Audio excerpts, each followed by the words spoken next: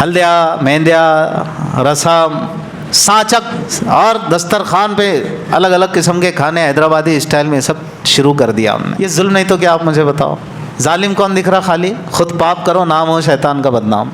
आसान निकाह कहते किसको है फिर? तो हमने निकाह, शादी ब्याह, रीत रिवाज, रस्माने, विरासत की तकसीम, हमारे आइली मसाइल, ये सब खिलाफ शरीयत व शरा। और फिक्र काहे की कर रहे हैं हम? वक्फ अमेंडमेंट बिल पास हो गया, अब कैसा करना? तो ठीक है, वो तो करने ही पड़ेगा, अब क्या करेंगे, मरता क्या ना करता। मैं उससे इनकार नहीं कर रहा हूँ, लेकिन दूसरा पहलू भी कि जब तक देखो हमारा ईमान है जो कुछ होता है इस कायनात में अल्लाह की मर्ज़ी से होता है। अल्लाह ना चाहे तो कुछ भी नहीं होता। ना ऐवानों में होगा, ना कहीं होगा, ना कहीं होगा।